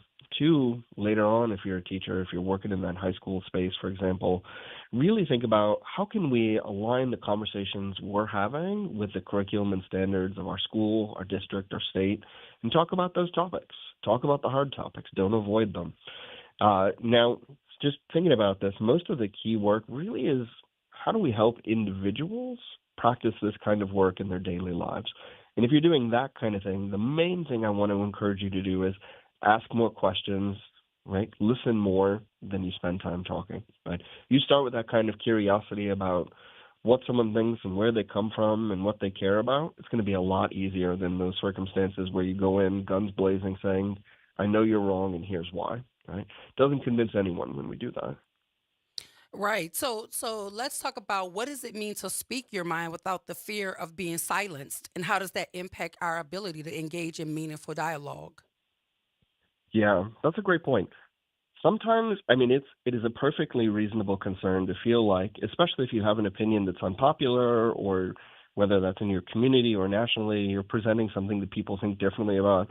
It's tough to do that. That takes courage. And so I think about this in sort of two ways. One, if you're an individual who's responsible for a space where those kinds of conversations are happening, a teacher, a leader, a manager at a business, a member of a community leadership like a school board or an elected official, you have a tremendous ability to create a space for people to be able to be comfortable expressing different opinions. So in each of those areas where we have the opportunity to take on that kind of leadership opportunity, how can we make other people comfortable? One, we give them the space. Two, we reinforce those norms and say, we're going to hear different things. We're going to present different ideas. And the expectation is there's that measure of respect. So one, create the conditions. But two, if you're an individual in that space, what do? I think a couple of things can be really helpful. One, start by listening to what other people are saying. How are they framing ideas? What are they showing what they care about? What are the things that influence their thinking? And then shape your argument in a way that accounts for those pieces, right? Are you speaking in a way that makes sense to what they care about? If they're concerned about their community, how do you frame it in terms of community? So that's one piece, right? Fit it into the discourse in a way that's most effective. But two, don't hold back. I think this is particularly important in the face of injustice, in the face of challenging issues. Civil discourse isn't about just being nice. And I think that's a common confusion here. It's not just about being polite and holding back, right? You need to have a difference of opinion. You need to be able to engage in things that are different, especially when things really matter the most, right? If we're talking about questions of justice, if people don't have that opportunity, then we're not really engaging in meaningful civil discourse. And let's talk about for a second, we always hear you have freedom of speech, but you don't have freedom of consequence. So how can we balance the need to protect free speech while ensuring it doesn't contribute to harm or division? Yeah, I think that's a really good point, right? So we go back to the sort of early American history and the broader tradition around free speech. Part of what we talk about is not limiting speech in advance, right? So things like licensing or getting permission to be able to talk in advance, those are big classic no-nos when it comes to thinking about free speech. But one of the areas where we still say is, well, there are consequences to making an argument, right? We all know this, right? We think about all those times where we've had a friend ask us, what do you think? What do you think of my outfit? Is this any good? Or how do you like what we've done with our house when we painted it this new color, or whatever it might happen to be? well, sometimes you tell them your real opinion, and they don't want to invite you over anymore, right? And that's just the silly things. But if we get to serious things, then there are some other concerns around that. One of the areas that I think is really important that we make a thoughtful distinction about is individuals' desire to continue to associate and engage with people who they disagree with versus consequences for people when it comes to legal protections and so on. And in the United States, the long tradition of free speech law says effectively it's not acceptable for government to punish you for protected speech. So political speech, disagreeing with opinion, sharing one's religious thoughts and beliefs, all of those kinds of things should be protected speech. Now, when it comes to things like slander or libel, there's really limited circumstances where the kinds of things that you say can be held against you if you're malicious, if you're not telling the truth, if you're spreading lies about people. But those are really narrow circumstances. Generally speaking, even when we give space for people to say all sorts of things, the benefit there is we do better when unpopular opinions have the space to be shared and engaged with. I love the work of Nadine Strawson on this. She's a former head of the American Civil Liberties Union. She's written some really great work on it. But her point, she's got a whole book on this called Hate, which is how you engage with people who say awful or terrible things. And the goal there is more speech, not restricting speech, right? Not legal consequences or government limitations on people. So in this day and age where we have social media and all of these digital platforms, are there any specific challenges or dangers to freedom of speech? Yeah, I think so. When we think about social media platforms, there's a couple of things that I'm concerned about. One is that I do worry a little bit about the tendency of people to say, oh, I don't like what I'm hearing on social media. I disagree with it. I don't like it being anonymous or whatever it might happen to be. And they want to come in and they want to shut it down. They want to prevent people from being able to talk. They want to prevent people from being able to say things that they disagree with. And that's a concerning trend. I think one of the other challenges that was really prominent 4, 5, 6 years ago was some concerns around cancel culture and social media. What happens when people get jumped on? What happens when people get doxxed or their livelihoods are attacked or people try to get them fired for sharing opinions that they disagree with? And that's pretty concerning because what it does is it creates a kind of culture where it silences disagreement, it silences productive engagement across differences, and it puts us in a spot where we're not really thoughtfully engaging with the people we have different points of view with. America is such a wide and diverse and incredible place, but if we don't have the space for those differences to peaceably engage with each other, we're in a rough spot. Thankfully, it seems to be that some of the trends over the last handful of years are getting better when it comes to social media and efforts to shut people down and ruin their lives over perspectives that people take differently. But it's still a messy place for sure. So look, there are many debates today surrounding free speech, right? Especially in academic and public spheres. Do you believe that free speech is at risk in today's society? And if so, in what ways? I do.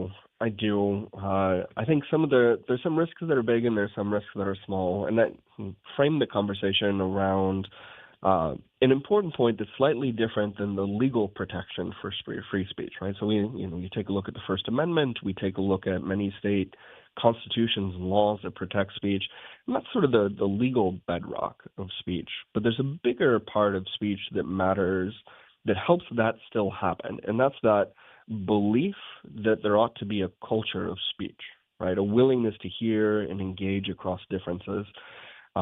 And we're seeing a really significant challenge to that in public today because of the rise of polarization in so many ways. There's a lot of really problematic things happening when it comes to polarization, or sort of that ideological distance between groups. One survey coming out of Stanford said the average age these days of polarization is about 11 years old, which is terrifying in a variety of ways. And we know when people in a highly polarized environments, a couple of really bad things happen.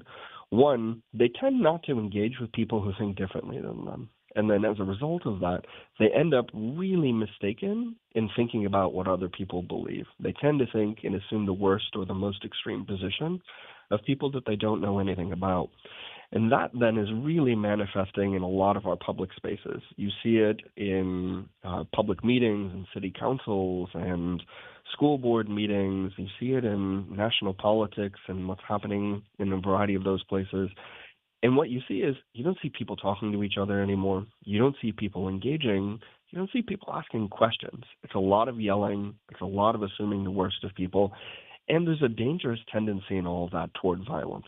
So if we don't have that kind of culture of speech that says people should have a right to express themselves, and it's important to try and understand where they're coming from, even if you disagree about what they're saying, and especially if you disagree strongly about what they're saying. How do we create space for that, you might call it that anger, that frustration, to find a way to boil off before things boil over, right? And that's where I'm most concerned right now. Well, listen, is there anything that you want to leave our listening audience with? I'm going to remind them about the civil discourse, free speech, and constructive disagreements discussion that you'll be having on Tuesday, March 25th, 5:30 to 7 p.m. at Isidore Newman School, which is in the Henson Auditorium, 5333 Danielle Street, and it's free and open to the public. So is there anything you want to leave the WBOK listening audience with as it relates to civil discourse and free speech? Absolutely. I think one of my favorite things about your show and the work that shows like yours do is that they provide a venue for people to express and engage with ideas and challenging things and work through some of the pieces in front of them. And I'd ask the same thing I ask of the teachers that we work with, the students that we engage with, and that is, how can you spend some time better understanding the people you disagree with? What can you do? Ask them a question. Dig into who they are. Get some opportunity to better understand why might they come to the thing that they do. Because I don't know about you, but I've been wrong an awful lot of times. And so have I. Loud and wrong too sometimes. Right. And walking into those conversations with that kind of humility that says, I could be wrong. Yes. I could be wrong about this, and how can I learn from you? And you may walk away and say, you know what, I'm still think I'm right. I still think I hold that opinion, but I'm better for having had the opportunity to see the humanity in you. Yes. And I think that's the key thing that we can all do going forward is find that humanity in others, even when we think they're wrong about some of the most important things. That's the basis of who I am and the way that I conduct myself. I always want to make certain that I honor people's humanity. And here's the thing. As loud as I am about being right, that's as loud as I am about if I wronged you, I can apologize in that same lane, in that same vessel. And so I take pride in that initiative. So thank you, Alan, for spending part of your morning here with us. And I hope your event over at Isidore Newman goes well. And are you taking this thing on the road? Are you going multiple places, multiple cities? Yeah, we'll be working with teachers all across the country over the course of the rest of the spring and into the summer. But really excited for this as a public event. It's a nice opportunity to pull in some of the folks from across the city, and excited to hopefully see some of your listeners there and join us. Absolutely. Thank you so much, Alan Carey, for joining us this morning. And have a wonderful event on Tuesday, March 25th. It's happening at Isidore Newman School. It's free and open to the public. It starts at 5:30. Ends at 7. It's civil discourse, free speech, and constructive disagreement with Alan Carey. Thank you so much, Mr. Carey, for joining us. Thanks for having me. Have a blessed one. Listen, Papa Baptiste, Pop Jones, y'all know I love y'all, so call back because I really want to engage and see what you have to say. We could do that on the other side of the break. This is WBOK 1230 AM, what New Orleans is talking about all day long.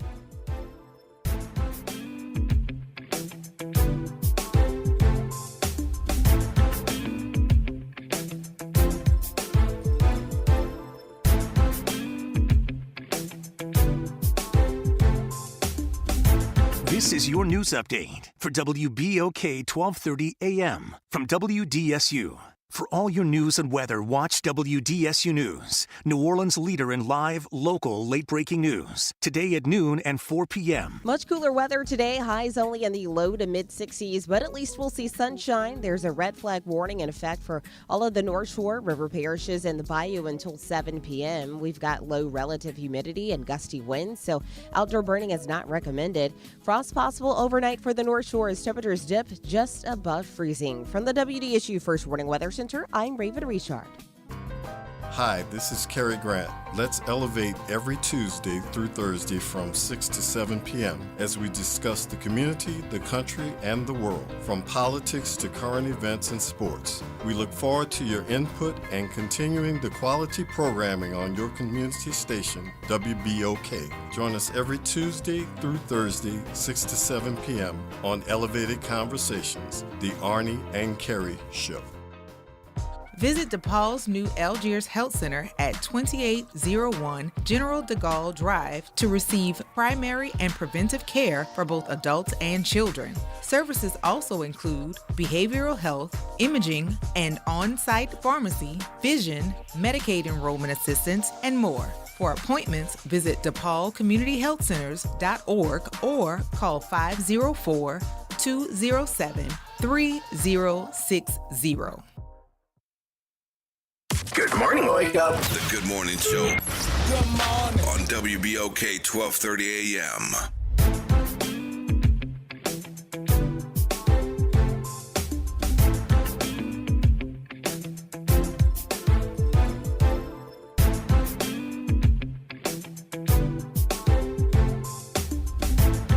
And we are back. Welcome back to the Good Morning Show. I am your host, Dr. Ashanta Wyatt. My super producer, Nyron Sanders, is also in the building with us. And if you're just joining us, you missed our last guest, Alan Carey. He was here talking about civil discourse, free speech, and constructive disagreement. He's going to be doing a free and open to the public event on Tuesday, March 25th at 5:30 at Isidore Newman School, Henson Auditorium, 5333 Danielle Street. So if you want to know more about Mr. Carey or civil discourse and free speech, join him on Tuesday, March 25th, 5:30 at Isidore Newman. Good morning, Pop Jones. Welcome to the Good Morning Show.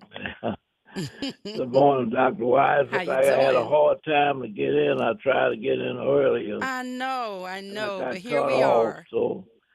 But anyway, thanks for taking my call. I just wanted to comment, Dr. Wise. When I wake up in the morning, I don't feel like I'm dreaming. I feel like I've had a nightmare every night. To see how can this got to be deeper than what I can see, Dr. Wise, because I can't see how 2 or 3 people could be doing all this. Am I wrong on am I thinking? No. I'm with you. I'm right there with you. It is absolutely confusing that a few people implode an entire country. Yes, I'm right there with you. This is what I'm looking at. Look like they're trying to start. They're going against all our. They're not only harming the United States, but look like they're going against all our allies. I've been on this planet a while, but I never seen your own officials. And this man is really not is he a citizen of this country or what? Elon Musk is not. How could they be having that kind of, and look like I really hear silence, Dr. Wise, because overall, nobody, ain't nothing going on. I mean, just a few voices crying out in the wilderness. Yeah. Yeah, I'm with you. I'm just as confused as you are, Pop. I believe that the current president of this country is on a revenge tour, and I think he's trying to no doubt about it. Yeah, I think he's just trying to show, flex his muscle, and he needs money and wealth and power to do so, and I think that's why he allowed Elon Musk to come into the fold, because he needed his wealth. He needed his prowess, and that $277 million helped secure the White House for him. So now he's paying them back by letting him run amok in the government. That's what I believe. Well, Doc, I would compare this to the Titanic. If you're the captain of the ship and you destroy all of the life rafts and stuff, and the things that will save your life and your family life, you destroy all that, you're going to go down with the Titanic and be at the bottom of the sea. Yeah, and I always liken it to the Marvel Universe character Thanos, because you remember he was hell bent on destroying everything. He wanted to collect all of those Infinity Stones at all costs, and then once he did it and he succeeded, he was sitting up on a rock, and he looked down and there was nothing there. He destroyed everything and everybody to get what he wanted, and now he was all alone with his Infinity Stones by himself. There's nothing to rule over or to be in community with, because he destroyed everything. That's but then again, Dr. Wise, a person do not realize when they're being used by someone else. That's what I'm looking at too. Yeah. Well, I appreciate you, Papa. I had to let you get back in. There's Don and yeah, John. Thank you very much for taking my call. You have a blessed day. Have a wonderful one. Have a wonderful one. Good morning, Don. Welcome to the Good Morning Show. Oh, good morning. Hey. Yes, good morning. Quickly, I understand that brother was saying, Brother Ken, about plantation, but you have to remember, for all intent and purposes, who ran the plantation. Mostly the black people on the plantation ran the plantation. So, and in many cases, a lot of cases, owned the plantation. I believe the San Francisco plantation is owned by black people. But I think that if we look at the so-called, the leaders of this country and of these nations, we tend not to have African leaders amongst those who we look for leaderships. I believe the first Tanzania, for instance, elected the first female head of state. I think that's President Hassan of Tanzania, and you have other independent democratic countries in Africa with people look like you and me leading them, but we don't tend to mention their names and educate ourselves on the issue. What I'm saying is, in closing, is that when we look at leadership and our scenario here in America, many people from all over the world come to our best and brightest universities to get educated, and hopefully they plan on returning home to disperse some of that knowledge amongst their people and build up their own institutions and infrastructure. We have to be more locally centered, but globally minded in our thoughts. And that's my closing thought. I appreciate that thought, Don. Thank you so much.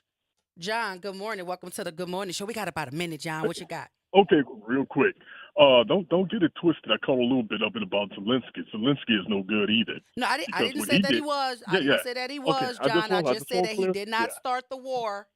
That's all I said. Well, he was a part of it that started it, because he allowed America to have gain of function labs in some of those Davosvinsky and a couple other labs right on the border with Russia. And Russia told them, don't move NATO too close after made a promise not to move NATO close to their borders. They kept doing it, adding more countries, and they started having these gain of function labs that they put. They got them all in Africa and stuff. Where do you think all these old crazy ass diseases are coming from? Every time you look around, they're popping up. And then he was the one that was telling black folks when the Russians first jumped on their ass, they put black women sometime off trains and let dogs and stuff on and told them they had to walk. He also assisted to aid the rebels that are attacking Burkina Faso, but shout out to brother Ibrahim Traore. You need to check that brother out. They put the kibosh on him, but he gave intelligence to the rebels to ambush some of the black units and stuff, because the Russian Wagner group was helping them beat back the rebels. So it ain't no good guys in this, people. Please don't get it twisted. I don't have it twisted, but I appreciate the context. I don't have it twisted. Believe me, I think they all in the same boat, including Trump. So I mean, All right. I don't have Yeah, it yeah. twisted. I just wanted All to right. be very clear. But thank you so much, John. I appreciate you. Listen. I always enjoy engaging with the WBOK listening audience. Y'all are some of the most high thinking folk around. And so thank you, John. Thank you, Don. Thank you, Pop, for calling in. I always appreciate it. But I want to say this so that people can understand why I am always talking about Thanos, because I think it's important for folks to understand what is happening here. Thanos saw his home planet Titan ravaged by overpopulation and resource scarcity, which ultimately led to its destruction. So he believed that if the universe was headed, that he believed that the universe was headed for the same fate as his home planet. So he proposed a drastic solution. He wanted to reduce the population of every planet by half to ensure resource stability and balance, which he saw as a merciful act. But that was born out of trauma because he saw what happened to his home planet. His solution was met with ridicule and rejection, further solidifying his belief that the universe was incapable of self-regulation and that his actions were necessary if they were seen as evil. And so Thanos, his descent into evil stemmed from witnessing the suffering and resource depletion of his home planet Titan, leading him to believe that the only way to save the universe was to reduce the population by half to achieve the balance. I want y'all to understand that. And then you got to realize that in the end, y'all know what happened in the end. Thanos' quest for the Infinity Stones was driven by his desire to implement his plan and bring balance to the universe, viewing the stones as the necessary tools to achieve the goal. Thanos' actions in the Avengers, Infinity War, and Endgame, where he used the Infinity Gauntlet to snap away all of the life in the universe, were the culmination of his belief that this was the only way to save it.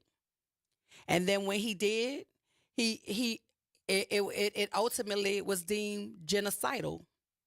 And then he did what he thought was right because he saw something wrong happening. And then he thought that the way he was doing it was the only way to get it done. And then in the end, everybody was gone, the planet was destroyed, and he was sitting up there by himself. I mean, I really and truly find parallels in everything that I watch. I mean, there's an episode of Criminal Minds for every single thing that is happening in this world. You could find an episode of Criminal Minds to show you exactly what is happening. You could find an episode of Law & Order SVU to show you what is happening. I watch a lot of TV, y'all. Think a little bit.